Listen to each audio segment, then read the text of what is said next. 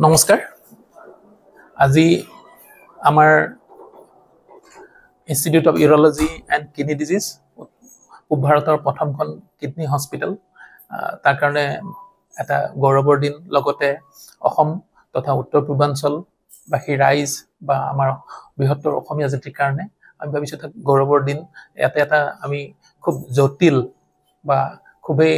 rare এটা সাৰ্জাৰী আমি সম্পন্ন কৰিলোঁ আৰু যেটো আমি যেতিয়া চালু গোটেইবিলাক আমাৰ মেডিকেল জাৰ্নেল বা এনে ধৰণৰ সাৰ্চবিলাক যেতিয়া কৰিলোঁ দেখা গ'ল যে এই বিশেষ ধৰণৰ অস্ত্ৰোপচাৰটো যেটো খুবেই জটিল আছিলে দুটা কিডনিতে তেখেতৰ কেন্সাৰ ধৰা পৰিছিল দুটা কিডনিত আৰু যেতিয়া সচৰাচৰ কেন্সাৰ ধৰা পৰে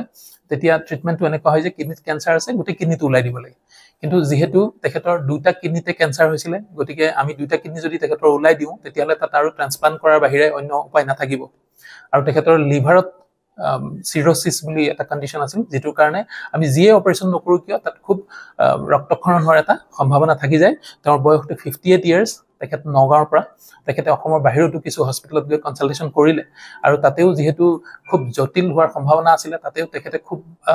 সদুত্তৰ নাপায় কিছু খবৰি কৰি যেহেতু আমাৰ কিডনি হস্পিটেল তেওঁলোকে আহিলে আমাৰ ওচৰলে আৰু আমি মনস্থ কৰিলো যে কিডনি কিটা বসাই দি আমি যদি অকল টিউমাৰটো উলাব পাৰো দুটা কিডনিৰ পৰাই আৰু যেহেতু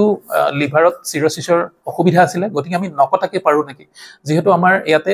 অত্যাধুনিক যেটো লেজাৰ থুলিয়াম ফাইবাৰ লেজাৰ এই ফাইবাৰ লেজাৰৰ সুবিধাটো আমাৰ ইয়াত আছিল 2019 চনতে আমি থুলিয়াম ফাইবাৰ লেজাৰটো আমাৰ institute of urology and kidney ডিজিজৰ তেতিয়া আমি এই হস্পিটেলখন আৰম্ভ হোৱা নাছিল কিন্তু আমি এটা টিম হিচাপে কাম কৰি আছিলো গুৱাহাটীৰ সিটিৰ এখন বিশেষ হস্পিটেলত তেতিয়া আমি এই বিশেষ লেজাৰটো আমাৰ ইয়াত উত্তৰ পূৰ্বাঞ্চলত কোন প্ৰথমবাৰৰ বাবে আমাৰ ইনষ্টল কৰিছিল আৰু সেই লেজাৰটো দিয়ে আমি ট্ৰিটমেন্টটো কৰাৰ কথা ভাবিলো আৰু আমি দেখিলো যে একফালে দি আমি যোৱা মাহত সম্পন্ন কৰিলো আৰু আমি বাওঁফালে এই টিউমাৰটো আমি লেজাৰ টেকনিকত আৰু এটো আমি লেপাৰস্কোপিক পদ্ধতিৰে কৰিছো ফুটা কৰিয়ে কৰিছো এই ফুটাৰ ভিতৰে দিয়ে আমি লেজাৰ ফাইবাৰডাল দি আমি এই টিউমাৰটো গুছাইলো আৰু যোৱা মঙ্গলবাৰে আমি বাওঁফালৰ কিডনিটোৰ পৰা উলালো আৰু তেখেত এতিয়া সম্পূৰ্ণ সুস্থ দুটা কিডনিৰ পৰাই তেখেতৰ আমি কেন্সাৰ উলাই দিবলৈ সক্ষম হলো আৰু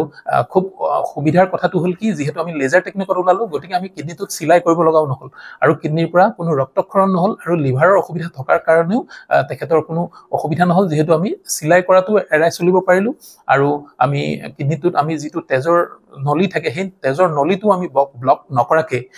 আমি যেটো লেজাৰ টেকনিকত উলালো গতিকে আমি কিডনিৰ ব্লাড সাৰ্কুলেশন কিডনিলৈ যেটো তেজৰ চলাচল কৰা নলিটো সেই নলিটো আমি ব্লক নকৰিলো গতিকে চাব গলে বহুত কিটা এডভান্টেজ একেলগে আমি ৰোগীজনক দিব পাৰিলো আৰু আটাইতকৈ যেহেতু এনে ধৰণৰ পৰীক্ষণমূলক এটা বা খুব অত্যাধুনিক টেকনিকেদি আমি কৰিছিলো গতিকে আমাৰ যথেষ্ট কিছু প্ৰত্যাহ্বান আছিল কিন্তু আমি যেহেতু পাঁচজন ইউৰোলজিষ্ট ফুল টাইম ইউৰোলজিষ্ট আমাৰ ইয়াতে আছে গতিকে আমি সম্পূৰ্ণ ৰোগীজনক সম্পূৰ্ণ সুস্থ কৰিবলৈ সক্ষম হলো আৰু এতিয়া তেখেত আমাৰ হস্পিটেলতে আছে অহাকালি তেখেতক আমি ছুটিৰ ব্যৱস্থা কৰিছো এই ধৰণৰ যেতিয়া অত্যাধুনিক আৰু প্ৰত্যাহ্বানমূলক যেতিয়া এটা অস্ত্ৰোপচাৰ সকলমে যেতিয়া সম্পন্ন হয় তাৰ দ্বাৰা অকল ঠিক আমাৰ হস্পিটেলখনেই নহয় আমাৰ অসম তথা উত্তৰ পূৰ্বাঞ্চল তথা আমাৰ অসমীয়া চিকিৎসকৰ কাৰণে এটা সমাদৰ বা এটা সন্মান গোটেই ভাৰতবৰ্ষ বা পৃথিৱীৰ চিকিৎসা মানচিত্ৰত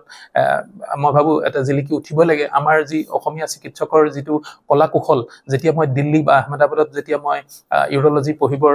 কাৰণে যেতিয়া মই দিল্লীত আছিলো তাৰ পিছত যেতিয়া সৰ্বভাৰতীয় চতুৰ্থ ৰেংক পাই মই যেতিয়া আহমেদাবাদত পঢ়িবলৈ গৈছিল তেতিয়াও দেখিছিলো যে আমি আমাৰ অসমীয়া ডক্টৰ বা আমাৰ অসমৰ চিকিৎসকসকল কোনো ক্ষেত্ৰতে পিছপৰা নহয় হয়তো কলা কুশলৰ ফালৰ পৰা কিছু উন্নত হয় কিন্তু আমাৰ কিছু অসুবিধা আছিল ইনফ্ৰাষ্ট্ৰাকচাৰৰ যিবিলাক আমাৰ সুবিধা লেজাৰ জাতীয় টেকনিক বিলাক লেপাৰস্কোপিক জাতীয় বা যিবিলাক মেচিন আমাক লাগিছিল যন্ত্ৰপাতি তাৰ কিছু অভাৱ আছিল হয়তো 2 দশক বা 1 দশক আগত কিন্তু হেবিলাক আমি লাহে লাহে আমি সেই প্ৰত্যাহ্বান বিলাকক আমি লাহে লাহে নেওচিবলৈ সক্ষম হৈছো আৰু মই ভাবো এটোৱে এটা সুদূৰ প্ৰসাৰী হয়তো এটা অস্ত্ৰোপচাৰ হ'ব যেটোৰ দ্বাৰা অসম তথা উত্তৰ পূৰ্বাঞ্চলৰ চিকিৎসা বা অস্ত্ৰোপচাৰ আদি এটা